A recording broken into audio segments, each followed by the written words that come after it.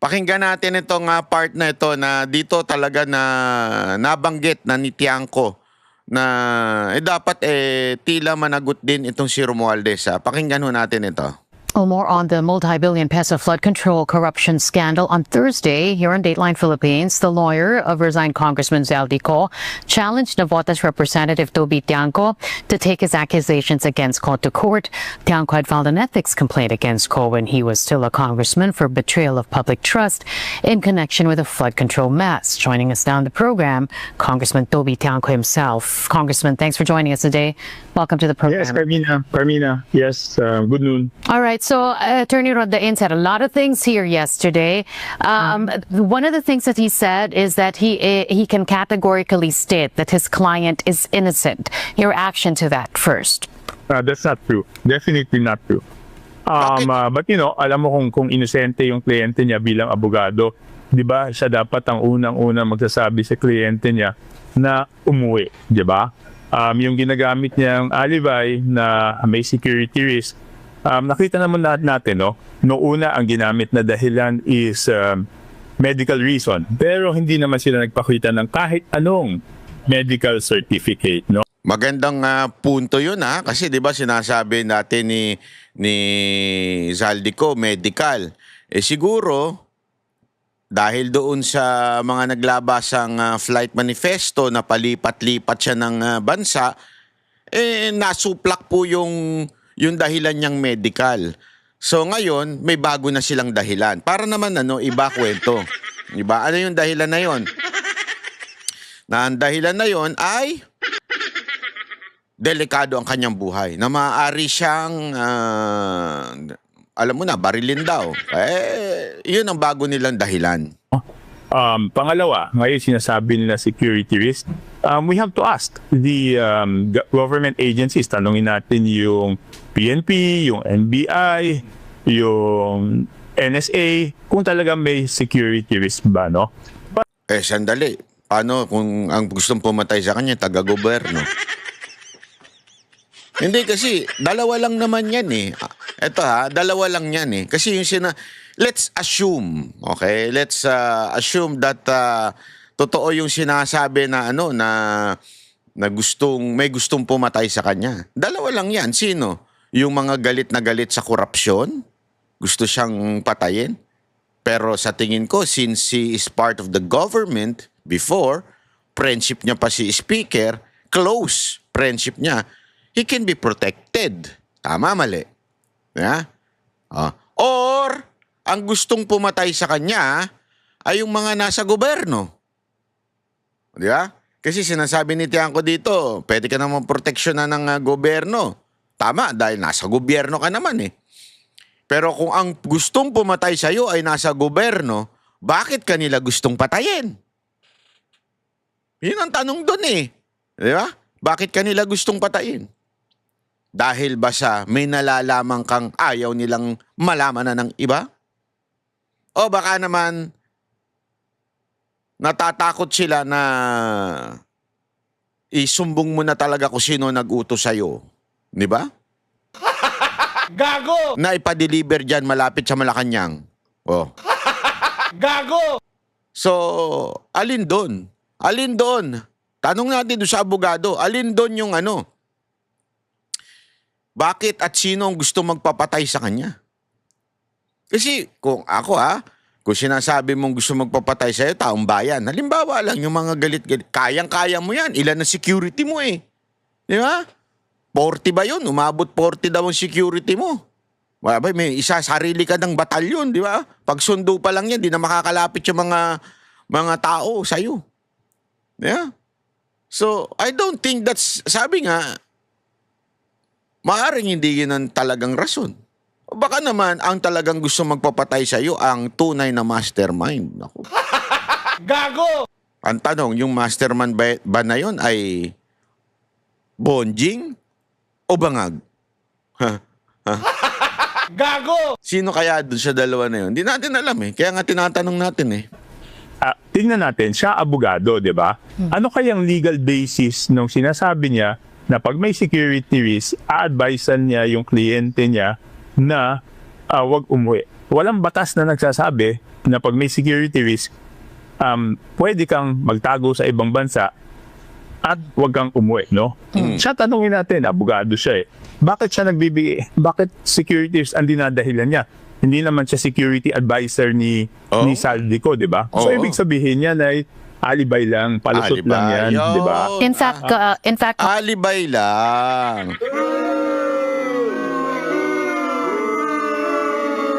Ay, naku po, patay tayo. Congressman Tiangco, in the course of that interview, when I asked him about, the willingness to come home, eventually he said that his client is guilty of fear to come home, and that's the only thing that's preventing him from coming home and facing the accusations against him, to which he eventually admitted that fear is subjective. So this sort of bolsters what you just said a while ago, na ano lang to, either he gets over that fear, and not make it as his alibi. Go ahead. Okay, sa korte ba po pwede yung takot yung kliyente ko kaya hindi pupunta dito, kaya nagtatago sa ibang bansa? Walang batas ang maisa-cite na pwede yun. So alibay lang yan. Diba? Palusot lang yan. Maliwanag na palusot na ayaw niya lang kumarap dito sa kahit anong akusasyon sa kanya. Speaking of that accusation, Congressman, yun ang sinasabi niya. Kasi nabanggit natin sa kanya na 2 tao ang naggalabas ng kanyang pangalan. It was you and the former Senate President Cheese Escudero during that Blue Ribbon Committee as well. Hindi lang. Pati si District Engineer Alcantara. Right. In the beginning. In the beginning. Ganun po yung nangyari. Ang sinasabi niya, bakit niya haharapin? Ano ba ang akusasyon? What kind of corruption did the former congressman allegedly commit? To which I asked him, and then he was saying, where's the evidence, in so many words? Would you agree that there is no evidence against Zaldico, that all of these are just accusations? Because the greatest proof... Di ba yan yung pinlay natin nung kahapon, nung sinasabi nung abogado, puro lang naman daw accusation, wala pa namang ano daw, o ano, sasagot mo, sige nga. Hindi, kasi importante ito si Tiangco ang unang nagbanggit kay Zaldico. As a matter of fact, siya yung may details, di ba? Yung mga insertion na ginawa di umano ni Zaldico, even not just doon sa kanyang party list, pero sa iba't ibang party list at sa iba't ibang distrito.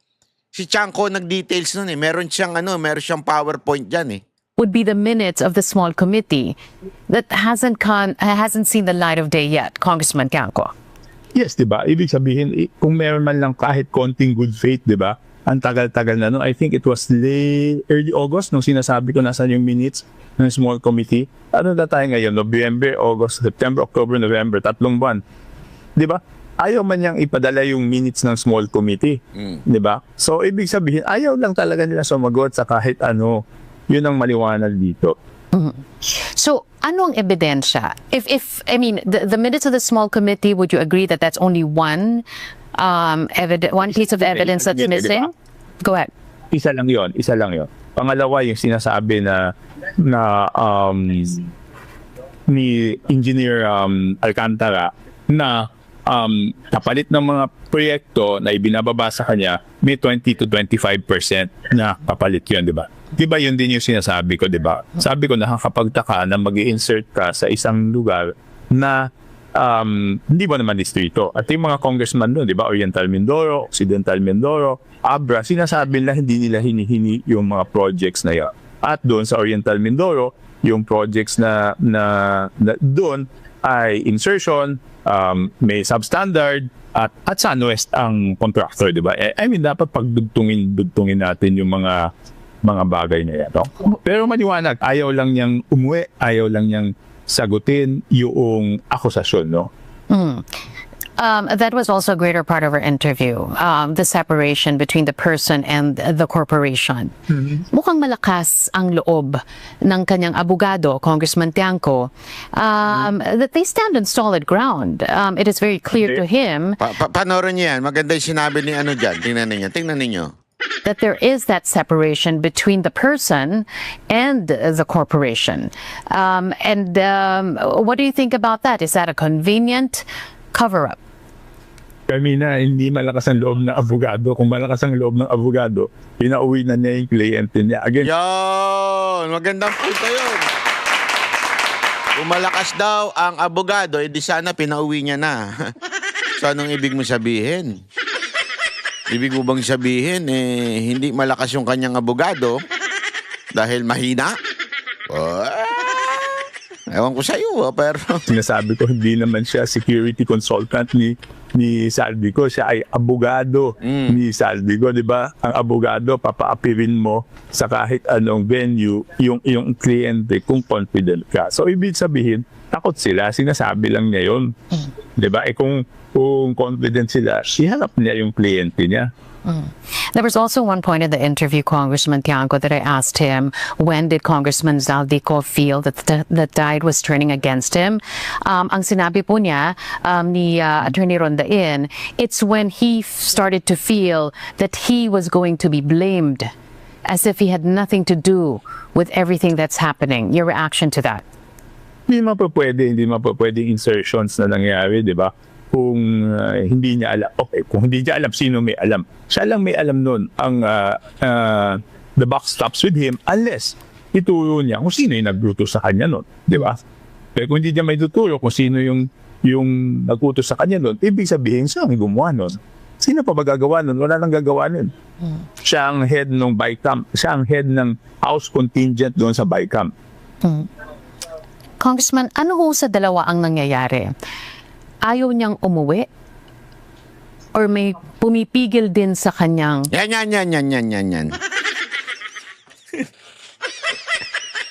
Ayaw niya umuwi o may pumipigil sa kanya? Naku po, patay tayo dyan. umuwi? Ayan ang hindi natin alam, no? Sabi ko nga, Ako alam ko. ayaw niyang umuwi o nag-usap sa may pumipigil sa kanyang umuwi o nag-uusap may kausap siya na sinasabing mas mabuti na diyan ka dala, di ba? Tatlong bagay na yun. So hindi natin alam kung alin doon sa tatlong yun. Who stands to benefit if Congressman Yan. Saldico does Okay. not return home? Gusto ko yan follow up mo, te. Gusto ko yan, ha? Sino makikinabang? Pag hindi siya umuwi. Ha?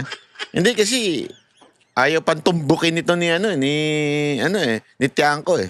Okay. Siya ngayon, tignan natin yung sequence, di ba? Siya ang Committee on Appropriations. Sino ang directly na mas mataas sa kanya?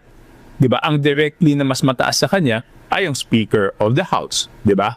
So, sabi nga ni Ombudsman Remulla, na kahit inelect yan na in not so many words, no, hindi to verbatim, sinabi niya na kahit yan inelect sa House, Speaker's choice yan, di ba? Yo. So, yun lang ang pwede niyang ituro sa ngayon, di ba? But ang nakakapagtaka niyan, when Speaker Martin Romualdez was still the Speaker of the House, wala siyang effort na pauwiin si Saldico, di ba? Yon. Nagkaroon lang ng Magandang punto yon. That's a good point. Di ba?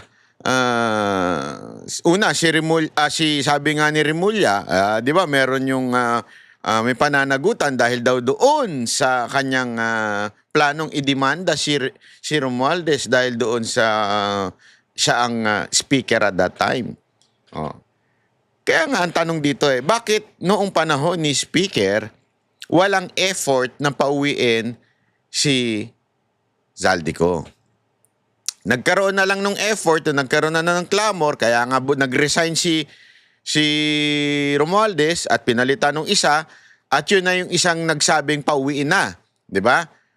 But before nung Speaker of the House pa si Romualdez, bakit walang ka-effort na pauwiin yang Zaldico na yan? Bakit? effort na pauwiin si Saldico nung napalitan na ang speaker. Yeah. Yun, nakita natin agad na sinabi na pauwiin at tinat short yung travel clearance ni Congressman Saldico. Correct. But noong si Speaker Martin Romualdez ang speaker, walang effort na ganyan. Walang attempt na pauwiin si Congressman Saldico. So, long story short, the former speaker, Martin Romualdez, stands to benefit if Zaldico does not return home. Is that Grabe naman yung pantumbok mo, ate. Tinumbok mo kagad eh. Huwag mo masyadong itinututok. Tinutok mo kagad. Baka maano ka nitiyang ko niyan. what you're saying, Congressman? It would seem to be that way, di ba? Kasi Yung kung pa sabihin, oo, it seems to be that way. Oh. Wag, diretso mo na. Dahil yung anas eh. hindi ganon, edi dapat pinilit na ni Speaker Martin Romualdez na pauwiin si Saldico dahil pwede niya sabihin, Oy Saldi, ang laki-laki ng ginagawa mong problema dito, bakit hindi ka umuwi? Yan. Di ba? It's been how many, I think we're on our more or less 50th day since the ICI was created. Marami na pong nakikita in the past days, hindi ba? It seems as if the ICI is going full throttle when it comes to these cases, these referrals. But from your vantage point, how will you assess, knowing what you know and whom you think should be held accountable? How would you assess the performance of the ICI?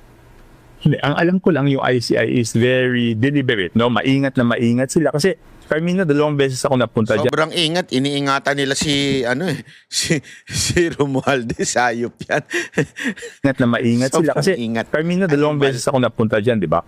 Maingat na maingat sila, mabusisi sila sa mga tanong. Ang impression ko is mukhang gusto nila talaga kompleto yung ebidensya bago sila mag-file ng kaso. Yan ang impression po, no? Pero na-realize ko din na may mga kailangan silang additional powers. No? That's why I filed the bill strengthening the powers of the ICI, no? Number 1, binigyan natin sila ng contempt power, di ba? Kasi wala silang contempt power. So, binabaliwala lang. Katulad mo, si Saldico 2 beses na inimbitahan, hindi man lang nagpunta, hindi nga naman sinagot yung sulat nila, no? So, yun, number 1, contempt powers. Number 2, binigyan natin sila ng power to file a hold departure order.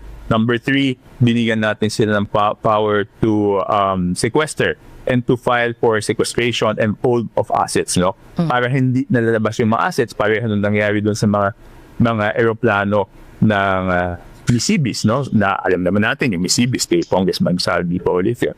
So, nailabas yun. So, yun ang Hindi din. Didinay na naman ng abogado niya yun. Hindi. Nag-diverse na yan. Nag-diverse na. Kasi kahit yung aeroplanong nawala, di ba? Tsaka yung helicopter na nailipad na, dininay din ng abogado. Alam mo naman, kaya ka nga may abogado. yung papatunay, wala talaga siyang balak na bumalik dito, no?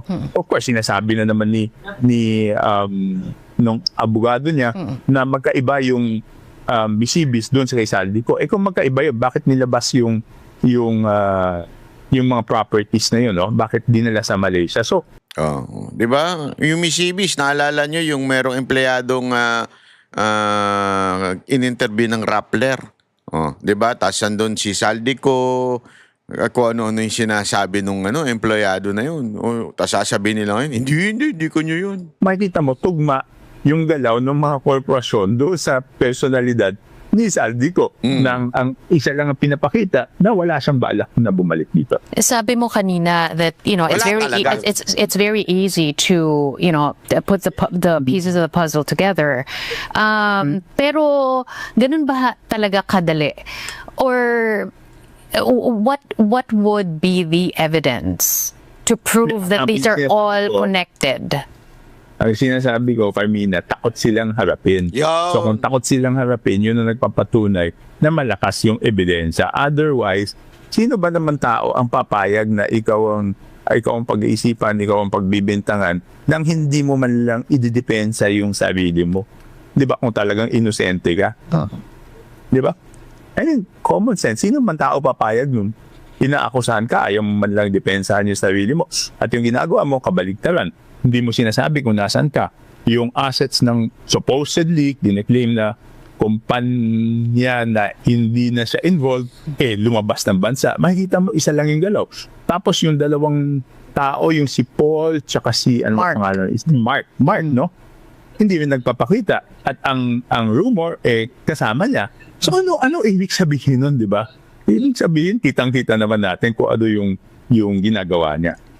The lawyer also made a mention of, in so many words, trial by publicity, ilabas ang ebidensya, wag lang itong sabi-sabi. Kayo po, kung kayo tatanong ngayon, Nakita na kita, nadidistract ako nung hindi kita makita yan. Okay na. bakit? Ano nangyari? nangyari? Ay, Yung nako, mali- nag-aanuhan pa sila dyan. Hoy! Huwag na kayong mag-anuhan dyan. Ay! Hindi daw, nadidistract daw siya nung hindi niya nakikita. Ay, ako naman nadidistract nung nakikita ka. Gago! Gulo-gulo niya. Yung Zoom po, hindi ko na Okay. press yung kita-kita tayo para nadidistract ako, wala akong kausap. Ayan, kausap mo talaga ako. Ay, Okay, nako, so ayan na. yung sinasabi Labas na yung bote. Labas na. na wala tuloy ako. Yung sinasabi ni Na-distracted ni siya. Attorney Rondain, lahat ito, sabi-sabi lang, lahat ito, ilinalabas lang sa publiko. Trial by publicity, that's what he's saying. But if I were to ask you, what is that one piece of evidence that you have that will link Zaldico to everything that's happening? Hindi po yung sabi-sabi ha, pisikal, konkretong ebidensya laban kay Zaldico. Okay, number one, sinabi ko may insertion, di ba? At the beginning, hindi ko masabi sa inyo kung ano yung kapalit ng insertion. Okay. Ngayon, nung nag-testify si District Engineer Alcantara, sinabi niya na yung kapalit ng insertion ay 20% noong year 2020, nung unang taon, at nung sumunod na taon, naging 25%. No? Sinabi ni Engineer Alcantara na dinideliver niya yung pera doon sa kay Paul at kay Mark, either sa Valle Verde or doon sa Horizon sa residences sa Shangri-La BGC, no? Yung direct testimony ni Engineer Alcantara. Sinabi ko rin sa isang interview na in the year 2023 for the 2024 budget, meron kasing mga proyekto sa Navotas na partially funded na lang. So gusto ko mapondohan ng buo para hindi na mag-intay ulit ng isa pang taon at 2025 mapondohan. May nilapitan ako, sabi ko baka pwedeng pondohan na to ng buo. Ang total nito 200 million para hindi na mag-intay ng isa pang taon, no? So ang sagot sa akin after a few weeks pwede, kaya lang may 10% taripa, kaya lang discounted daw yun, kaya 10% kasi may 50% discount. So it shows na talaga may 20% taripa yun. No? So, At kanino pupunta? Sino yung kinausap niyo po at kanino daw sabi ko kasi pupunta? kausapin, okay, isasabihin ko yan, pag lumabas na si Salvi ko, di ba, titignan natin muna.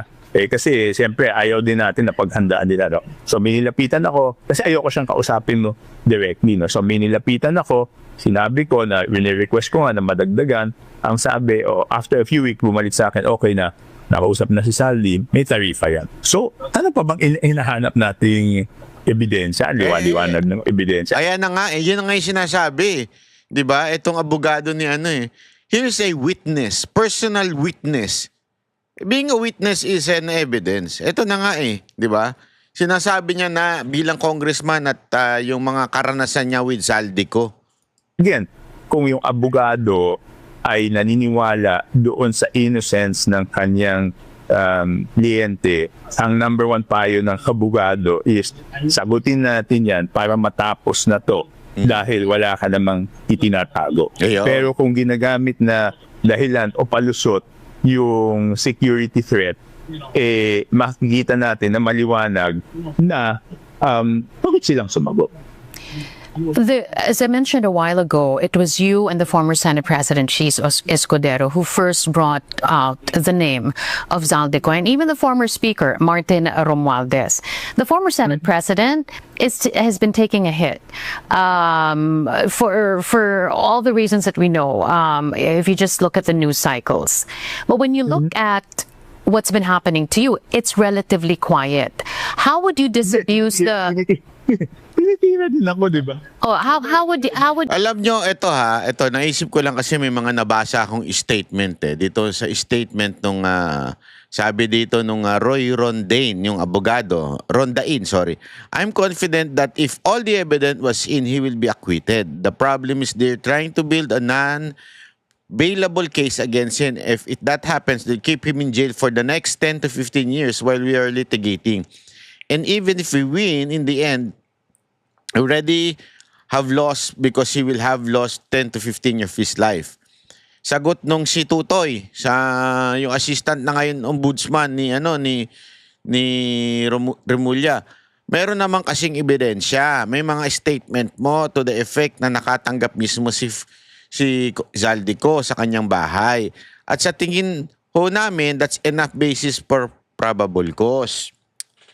Ang problema kasi, Tutoy, puro kayo daldal. Ang problema kasi nauna yung daldal nyo. Ako, I'm really for dapat talagang makulong itong si Zaldico. Sana nga merong kabayarang bitay sa mga kurap Di ba? Para sa akin, gusto kong makulong siya. That's my opinion. It's not a fact. It's an opinion na sana makulong siya sa mga pinagagawa niya. Okay? It's an opinion. The problem is, kahit tayong lahat nagsasalita ng gayaan, gusto namin ganito, gusto namin ganito, ganyan. Hanggang wala kayong ginagawa. Kayong mga nasa ombudsman dyan, puro kayo daldal. Nauuna pa yung bibig ninyo kaysa yung kaso. Tumahimik na lang kayo. Nabibuisit lang taong bayan sa inyo Araw-araw, laman ng balita yan, pero putang ina, inaantay nyo? Sasabihin nyo ngayon, meron na pala, pero bakit di nyo pakasuhan? Kaya tuloy nagkakaroon ng palusot itong abogado ni Zaldico dahil kayo may kasalanan, Tutoy. Hirap na si Chanko, How would you disabuse the minds? Sabi sa akin, diba? Ito lang po. Sinasabi kasi na iba, Congressman Tiangco, parang hindi kasing lala. As if that's the benchmark. Pero ito ang tanong. Kasi there are those who think that you're sort of being spared because of the ties that bind. Because your wife is a president's cousin. So, what do you say to that observation that you're sort of being spared because of these ties? No, I'm not being spared. Look at tinitira din ako, Carmina, no? Hinahanapan ng kung anong issue. Pero, totoo itong sinasabi natin, ano magagawa natin, di ba? At nakita natin talaga na yung resulta nung ginawa nila, masama ang resulta dito sa mga proyekto, no? So, I'm not being spared, Carmina. I'm not being spared. I mean, I just don't mind it. I think that's the attitude I've always been taking, di ba? Kung tinitira ako, hindi ko lang pinapansin. Siguro, yun hindi ko lang, basta yun lang, hindi ko lang pinapansin. Hindi ko pinapansin It doesn't affect me. I don't mind it. Because, even if you're doing the best that you cannot expect naman everyone to like you, di ba? And these people have resources, di ba? I mean, ang daming resources niyan. Di ba, I think it was in your interview na sinabi ko na yung tumitira pa sa akin, doon ko pa nakilala sa townhouse ni Speaker Martin Romualdez, di ba? So, paano yung sasabihin na hindi ako tinitira? I think it was in your interview also na sinabi ko yun. Kaya lang, hindi ko talaga pinapansin Congressman, while we're talking about this, the devastation in Cebu is just really something that's, breaks the hearts of many. And as we speak, the country is preparing for yet another storm to enter the Philippine area of responsibility. How would you reconcile the billions, maybe even trillions lost to these flood control projects, and then you looked at the devastation, the destruction that happened in Cebu? Hindi, talagang we have to make an audit, no? We have to make an audit. Okay, yung sa Cebu. Bakit ba nangyari yun, di ba? Nag-fail ba yung flood control projects o meron pa bang mga flood control projects na hindi pa tapos, no? Wala akong let's go to Cebu. Since Cebu naman na yung pinag-uusapan dito, tingnan ninyo, meron akong nakita dito mga kababayan. na tila ang sisisihin na naman sa Cebu ay si Duterte. Ha? Etong si Auntie Claire, etong inilagay para i-troll ang mga Duterte, tila sinisisi na naman ng mga Duterte. Hayop din eh. Ang lala. Eto ha. Dismayado naman ang gobernador ng Cebu sa kung paano sila binaha ng Bagyong Tino. Ay, sorry, not that one. This one. Sinisisi ni Cebu Governor Pam Baricuatro ang mga substandard na flood control project kaya binaha ang kanilang probinsya. Si Pangulong Bongbong Marcos naman ipinag-utos ng imbestigahan ang mga naturang proyekto. Nasa frontline ng balitang yan si Ian Su. Substandard flood control project ang sinisisi ni Cebu Governor Pam Baricuatro kaya nararanasan ngayon ang pinakamalalang pagbaha sa kasaysayan ng lalawigan. Kung tutuusin, 26.6 billion pesos ang kabuuang halaga ng mga flood control project sa Cebu pero hindi nito napigilan ang malawakang pagbaha. Ayon sa gobernadora, dapat managot ang may pakana sa mga substandard na proyekto.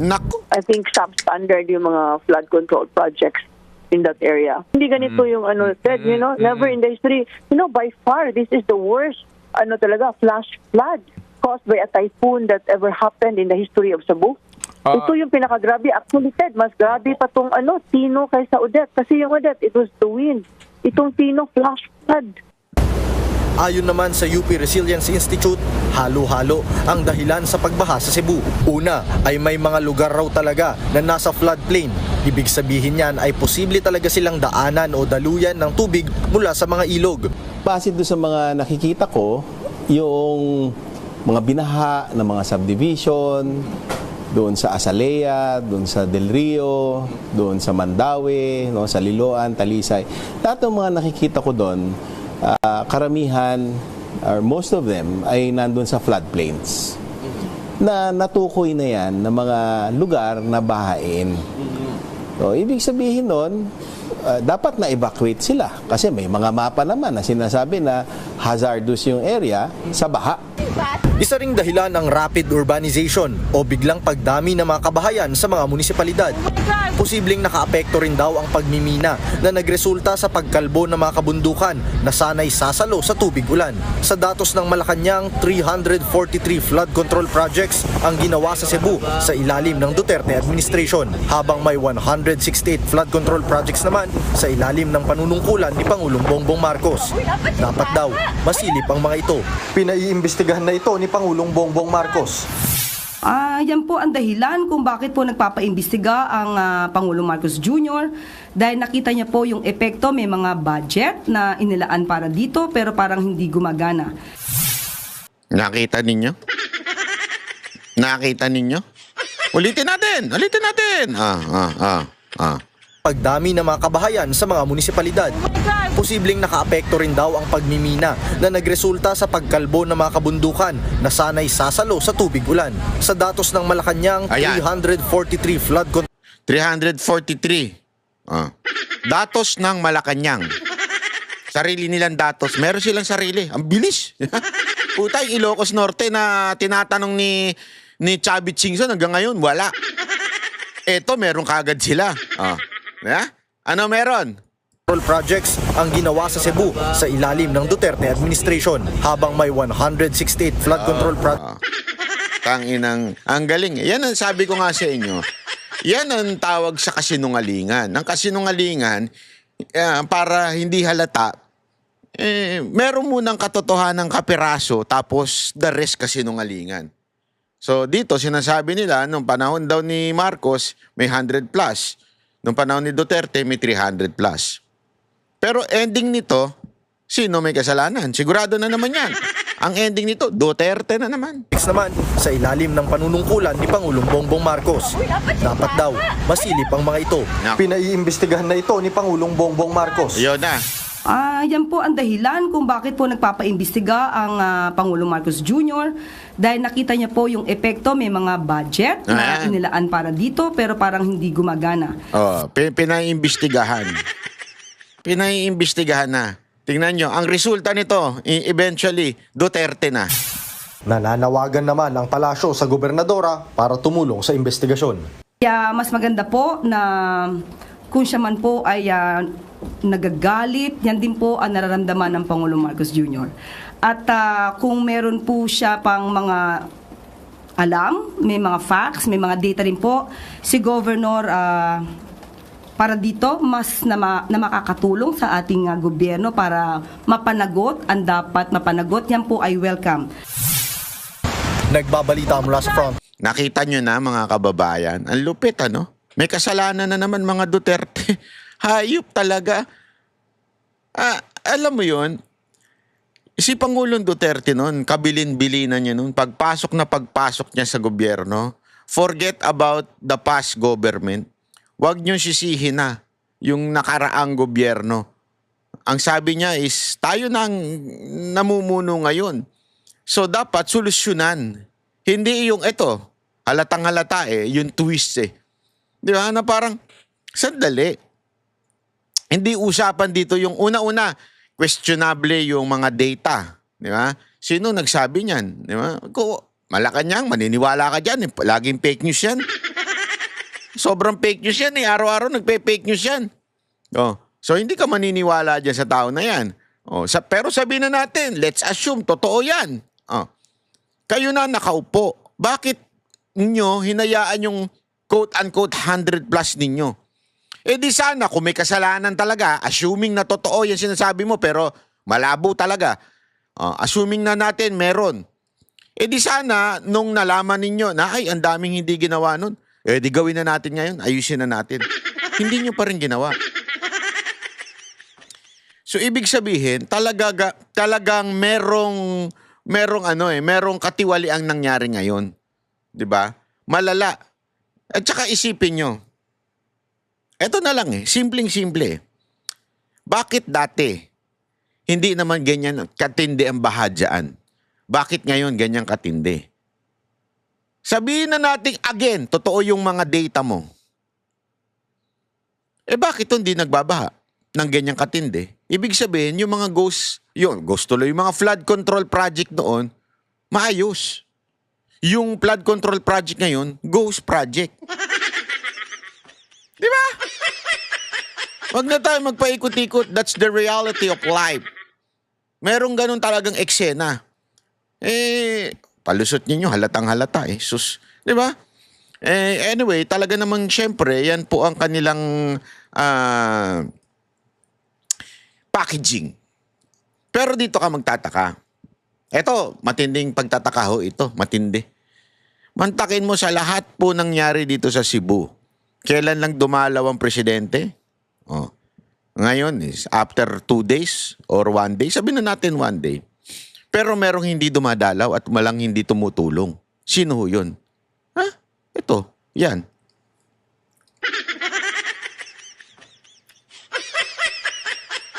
EDCA sites to be used for disaster relief. Diba? Yung EDCA na yan, supposedly para daw yaan sa disaster. Bakit hindi ata natin nararamdaman yung, kasi yan na sinabi nila nun tutulong tong, ito. Baka sabihin ninyo nagsisinungaling ako, may news niyan. We have the EDCA sites. I thought these EDCA sites are there to help us in times of need, during natural disasters. Nasaan na yung ating friends, partners, and allies? Wala. Dr. Michael Batu. Wala yan, sir. Ikaw naman. Pareho pa kami ng damit, Nag-usap tayo? Hindi, Amerikaning kanya. Na lagi nilang sinasabi. And again, these friends, partners, and allies, it's just a motherhood statement, unfortunately, from the Americans. Hindi sila pwedeng asahan sa mga ganitong panahon. Look at what's going on. Diba?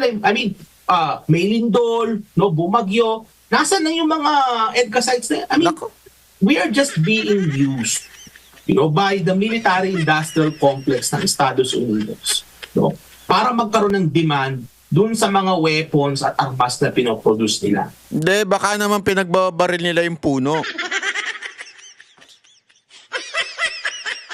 Hindi, alam nyo mga kababayan, ito yung nakakalimutan ata ng na supposedly, yung EDSA sites na yan, yung EDCA,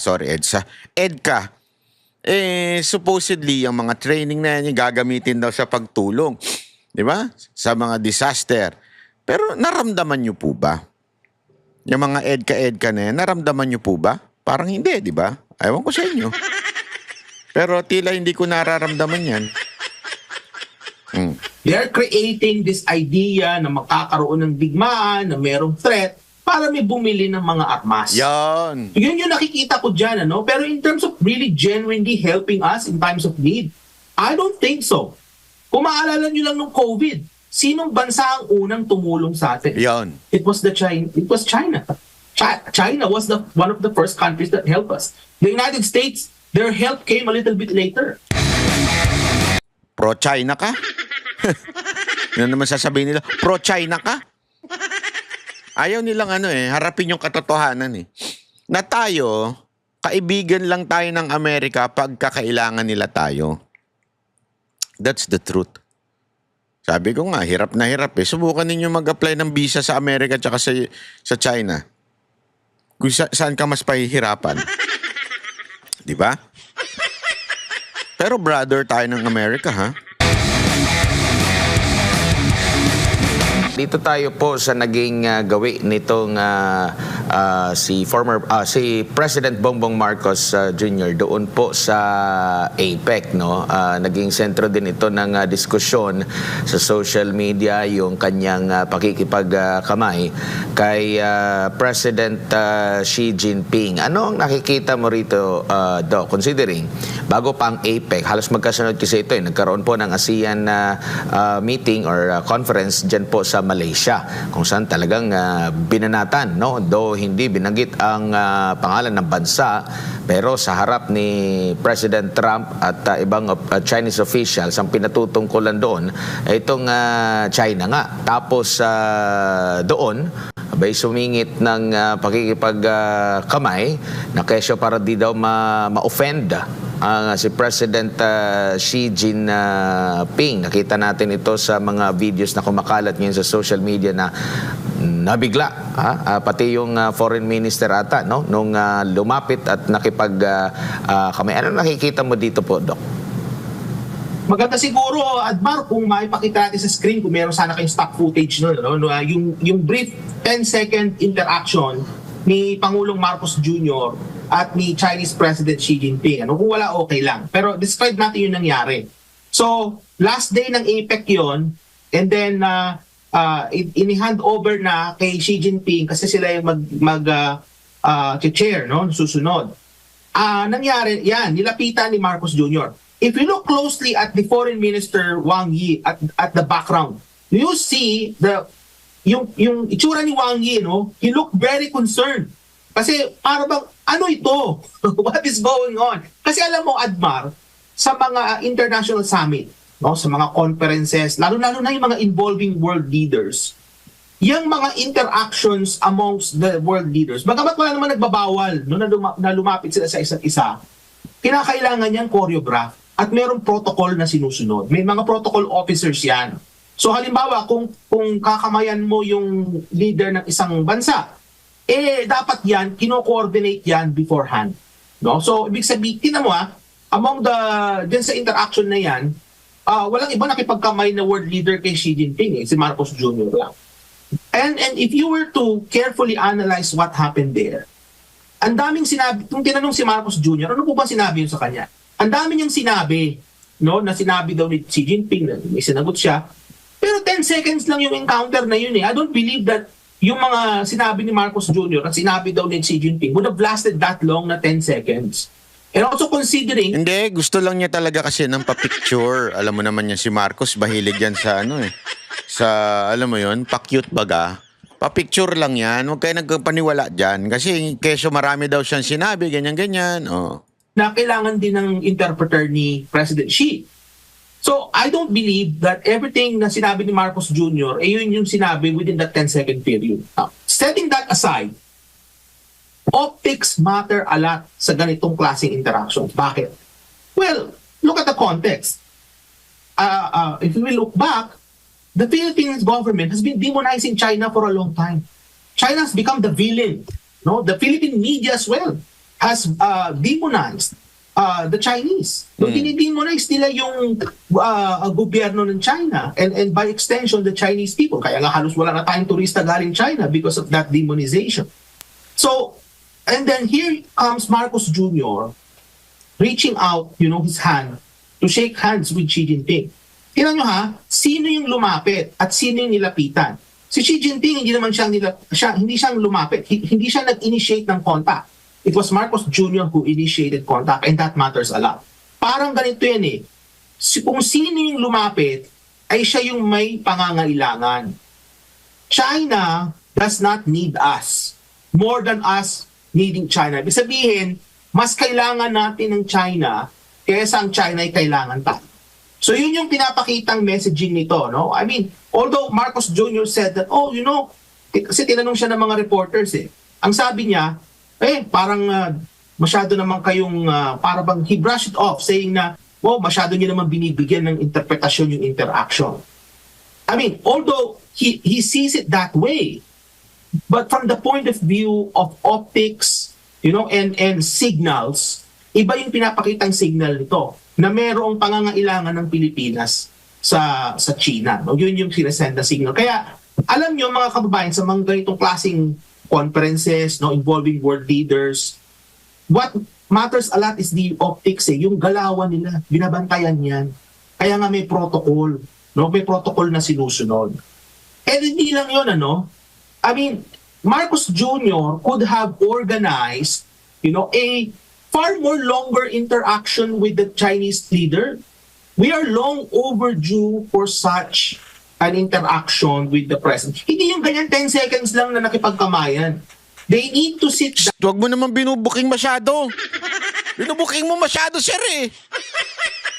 Booking na si Marcos dyan na tinatarantado lang yung mga Pilipino eh. Huwag masyado. Now, Marcos Jr. and President Xi, they need to sit down and hammer out the issues surrounding the West Philippine Sea, surrounding tourism, economic growth and development for the two countries. Yun yung mga pinag-usapan. Hindi 10 seconds ka lang doon na congratulate.